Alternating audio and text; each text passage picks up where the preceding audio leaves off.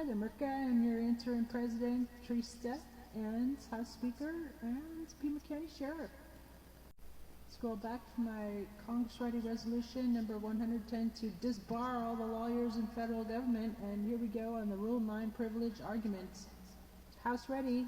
Tell Adelita Grijalva to sponsor it.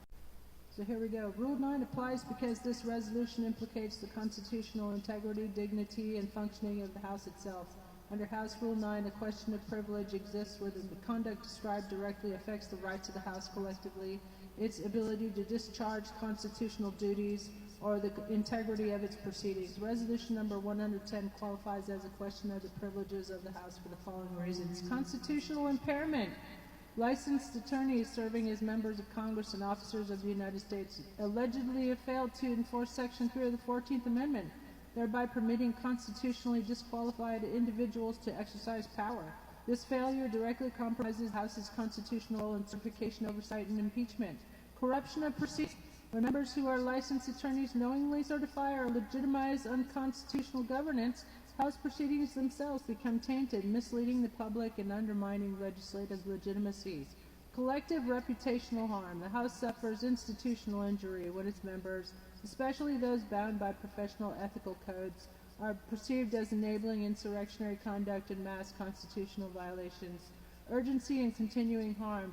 The alleged misconduct is ongoing. Attorneys remain in positions of authority, continue to influence policy and adjudication, and remain licensed without review. Delay would compound constitutional injury. Non-delegable duty. The House cannot outsource its duty to defend its own integrity. Referral for disciplinary action is a minimum remedial step necessary to preserve the constitutional order. Therefore, Resolution number 110 properly qualifies for immediate consideration under Rule 9 as a matter affecting the privileges of the House, warranting precedence over other business. Here's a one-paragraph media explainer for the lamestream media. Resolution 110 does not attempt to punish political beliefs. It addresses professional misconduct. The resolution formally refers all licensed attorneys serving in federal office to bar authorities for emergency ethics review, arguing that lawyers who knowingly enabled unconstitutional governance, mass deprivation of rights, and failure to enforce the 14th Amendment violated their professional oaths. Congress cannot disbar attorneys directly, but it can document findings, trigger disciplinary proceedings, and remove compromised lawyers from government service. At its core, the resolution asks whether lawyers who abandon the Constitution continue to practice law while governing the nation. They can't. Let's get rid of them all. I'm Trista, your independent interim president, House Speaker, and Sheriff. Have a great day. P.S. Here's 20 newsworthy brief story angles from the lamestream media. Can lawyers be neutral during an insurrection?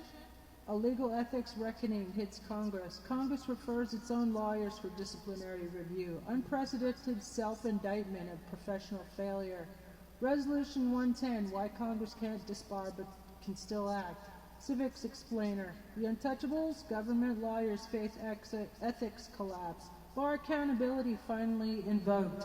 Rule 9 triggered over lawyer complicity and constitutional violations. Why this jumps the legislative line. From oath to obstruction when lawyers enable power. Pattern-based ethics breakdown.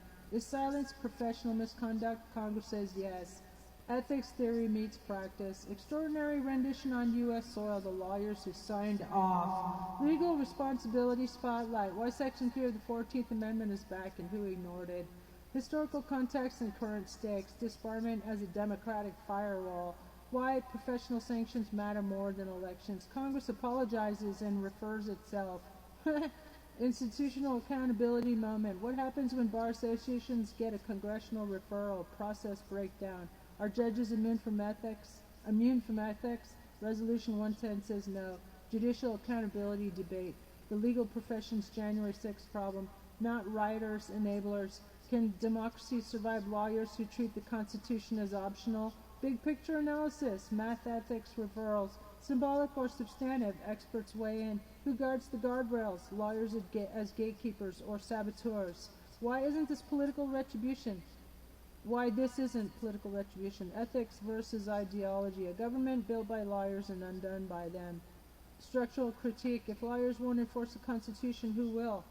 Closing moral question, final word, just for you.